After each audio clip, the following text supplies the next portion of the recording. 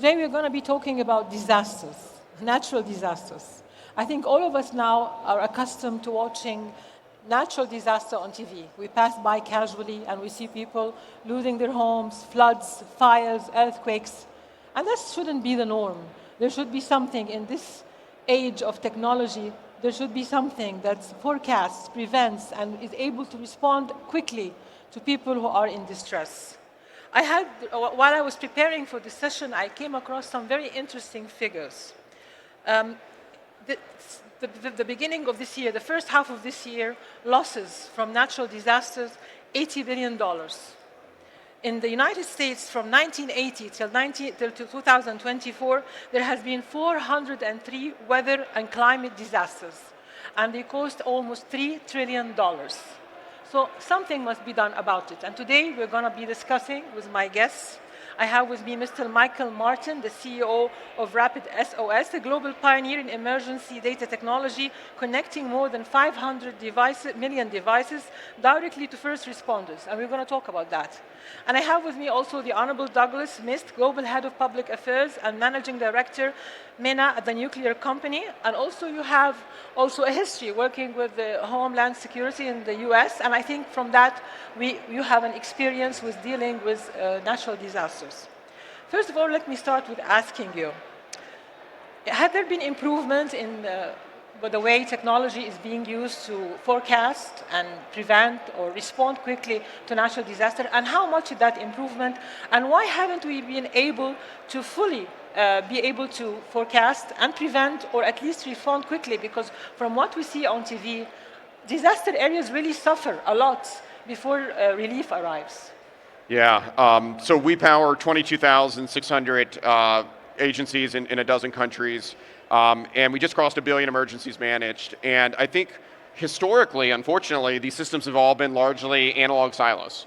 And so there was no unified system of data where we could train on, learn on. And I think we're in this remarkable moment for AI transformation for how these sorts of operations, and I think you're seeing just kind of baby examples of that, but I'll just give like one small example of the impact of digitization. So Hurricane Katrina is an example. You had over 1,000 fatalities in New Orleans from that disaster. Now, that was purely beholden to a local government response.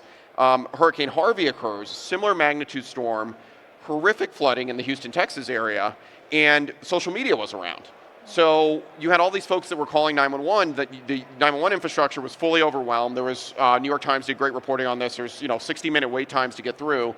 And you had this private citizen fleet called the Cajun Navy that were actually going and rescuing people. So I think we're in a really interesting moment now where we can harness the digitization and data to actually start to build predictive models on this. I think we're finding certain things are more predictable than others. Wildfires, car accidents, and heart attacks are proving to be quite predictable. I think things like crime are proving still more challenging. So I will go to Douglas and tell me, from your work, you worked with the government and you worked with the private sector. Is there real collaboration between the public sector and the private sector in dealing with disaster areas? It's a great question, and the short answer is absolutely. Without them working together, we won't solve it. I think, as DHS got bigger and stronger and FEMA got bigger and stronger, we were able to bring tremendous assets to it, but every asset we brought was manufactured by the private sector. Like every radio we used, every piece of rescue equipment. So they really need to work in harmonization between the two, because no matter how great the private sector is, you still need the muscle of the federal government in the U.S. and vice versa.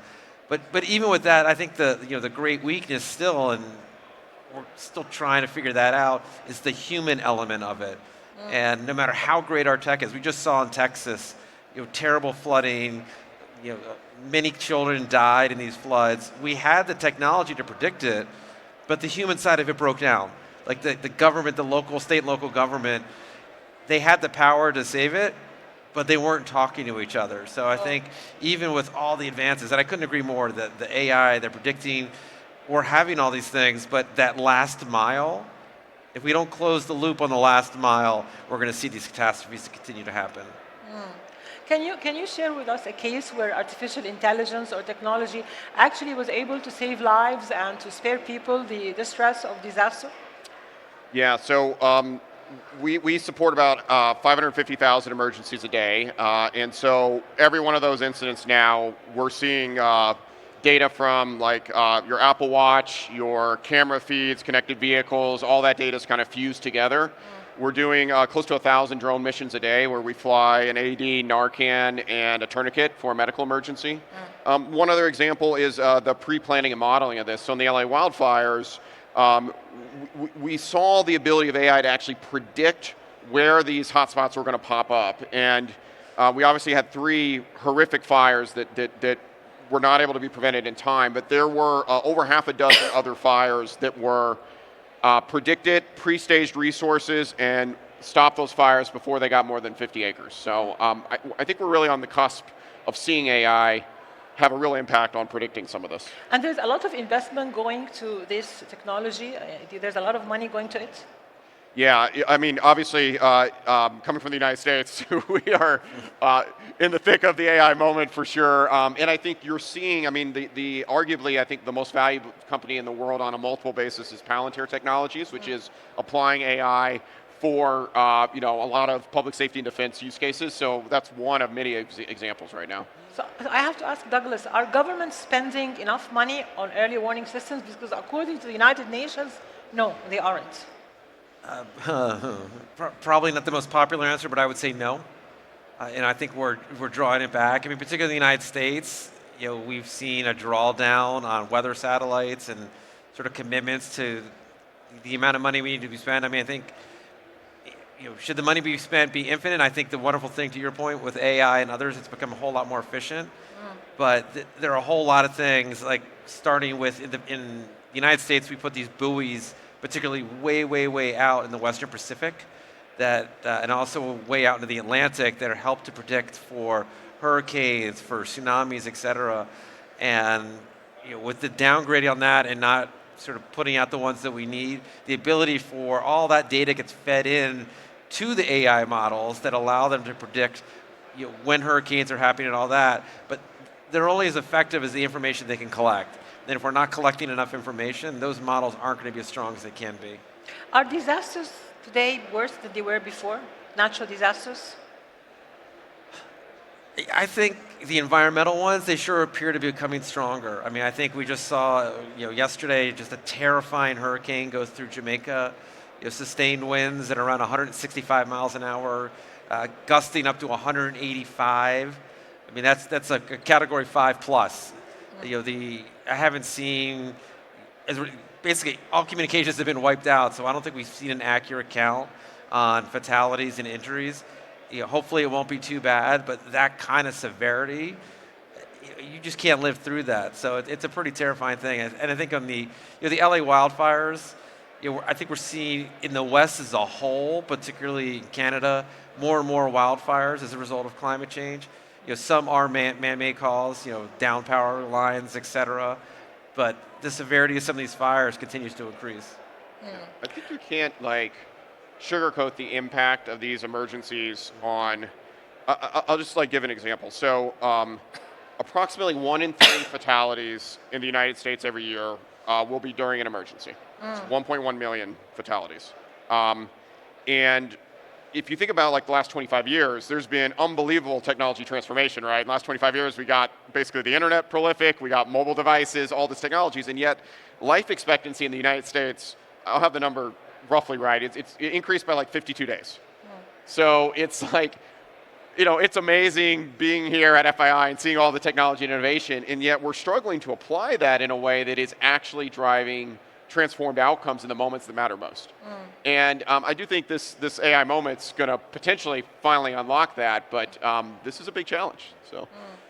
So tell me, how do you overcome the barrier of sharing data from the private tech ecosystem with the government entities? I mean, that is also an obstacle.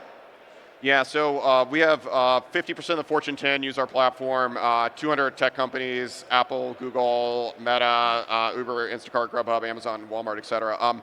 So I think safety and security is a universal topic. Everyone is, wants to protect their employees, their customers, their users, et cetera. We've seen, Apple led by Tim Cook really talk about leading on safety and healthcare technologies, so fall detection, satellite SOS, automated car crash response, the ability to now live stream video from your device through. So I think we're in this building awareness right now, facing some of the climate disasters, the overall safety moment, where big corporations are saying we want to participate in that. And they're spending a ton of money on these systems. If you think about all the cameras, all the alarms, most of our cars will detect a crash automatically. So it's like, the digital infrastructure exists, it just wasn't connected in to our public sector. I think there was also a grave mistake during the LA fires. They sent warnings to 10 million homes, which were not part of the fire area, right? And I think that caused a lot of chaos, unnecessary. So, sometimes also technology does not work right? Yeah, and a lot of the systems, the underlying infrastructure for these emergency response systems, you can probably comment from the DHS perspective, but certainly our experience is they're often pretty legacy. They're procured on RFP cycles on 10 to 12-year processes sometimes. So Douglas, can private and public sector build like a shared data platform, and at the same time does not compromise the privacy of the government? It's a great question. In the United States, we rolled out something called CMAS, the Cellular Mobile Alert System, that we negotiated with, at the time, it was Verizon, T-Mobile, AT&T, et cetera, to let us work with them where you would be geolocated. So the user, the three of us, we would have to opt into it, except in a catastrophic circumstance, and then we could override it. But what it would allow was your phone would geolocate you near where the disaster was. So like right now, if there was a fire in New York, I'm not going to get an alert on my phone. It doesn't care.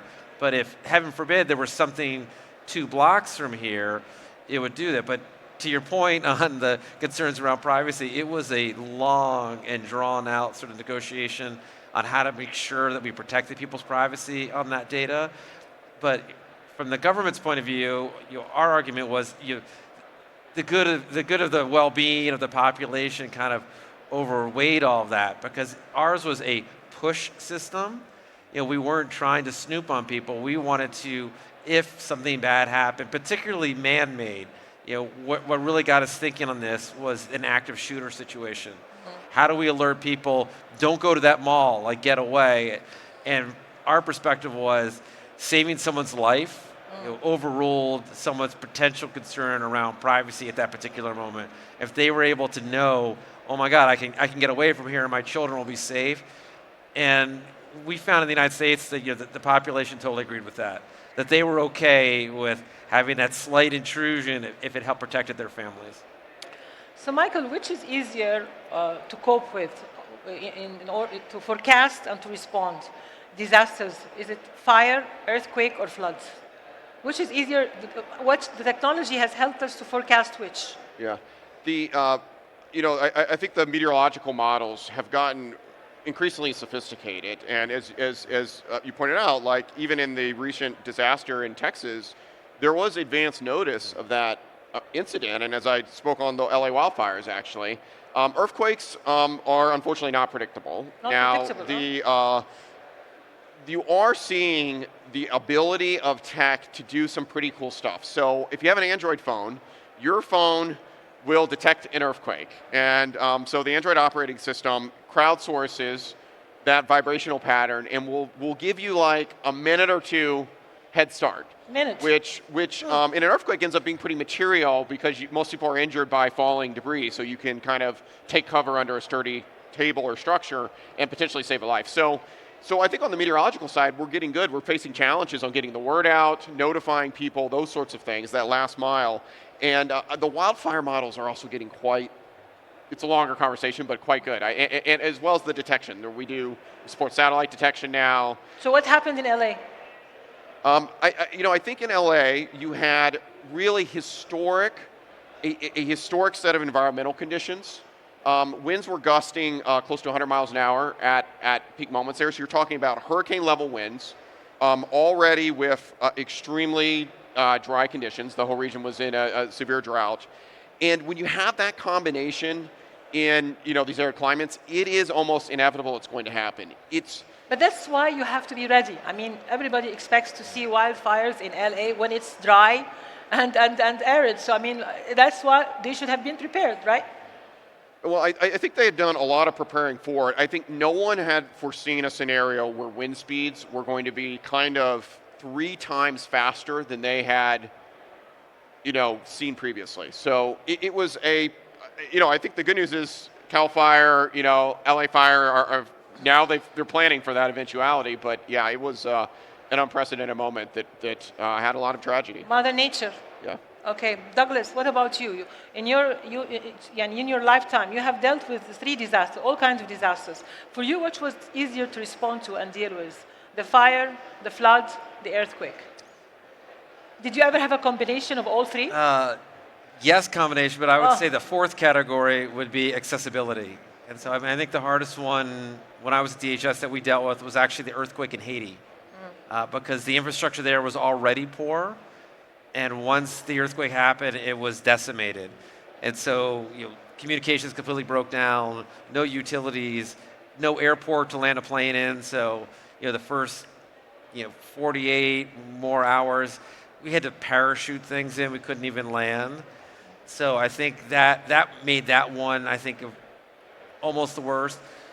The closest second, I think, would be Hurricane Sandy, because it's mass. It covered so much territory. It's one thing if it's LA was horrible, but it was LA. It was relatively confined. Hurricane Sandy spanned hundreds of miles, and so as a result, we were having to respond, almost the entire length of the northeast seaboard of the United States, with horrific flooding, power outages. You weren't able to get fuel in, and once that footprint gets so big, no matter how well you prepare, and that's one of the things where technology has really helped. Is what FEMA does is they predict where these storms are coming. They pre-place supplies. They bring in generators. They bring in medicines. They bring in stuff and have it supplied in hardened shelters where they, hopefully they'll survive a bad storm. That storm was so big, it was almost impossible to sort of pre-supply and be able to react to the length of that entire storm. So we have 3 minutes. I'm going to ask one question to both of you. Quickly, what one single thing you would like to see happen that would help in the relief and the quick response? One single thing. I think globally we're at close to 30 billion connected devices now. And so, your home knows if it's on fire. Your car knows if it's in a crash. Your wearable device knows if you're having a heart attack. The challenge is those systems don't connect in to all of our response capabilities. So as an example, in the LA wildfires, one of the waste of resources is we didn't know who was in their homes or not. So you had to spend a lot of resources knocking on doors because you didn't know if there was someone who was handicapped or wheelchair bound where they needed help evacuating. So these are things that we ought to be able to just solve immediately. And I think AI is letting us do that. We just need that last mile connectivity. And if we do, as I mentioned, the impact on human longevity and life expectancy could be profound. So it's connectivity. It's plugging in all of our already connected systems into our public response capability set. Okay. So I think for me, the biggest solution is actually analog, and that's the individual. Countries, everyone should learn CPR, basic first aid, understand that they have a go bag, with medicine, food, et cetera, in it. And I think that itself would have a tremendous amount of success. That I think no matter, and don't get me wrong, I love tech and data and all of that, but no matter how great that is, if the individual isn't better educated and better prepared, if all the alarms are going off, but they're not prepared to get out of there, their car doesn't have gas in it, they don't have safety equipment, they haven't learned how basic first aid, I don't care how great the tech in the world is, they're not going to be able to survive. Thank you very much. I'd like to thank my guests, Michael Markin, CEO of RapidSOS, and Douglas A. Smith, Global Head of Public Affairs and Managing Director, MENA, at the nuclear company. Okay, thank you so much. And I guess we all have to be prepared for any eventuality and connectivity and be ready. And let's hope that technology and artificial intelligence will be able to help us in forecasting, responding, and being able to deal with natural disasters. If we can't deal with man-made disasters, at least we'll be able to deal with natural disasters. Thank you so much.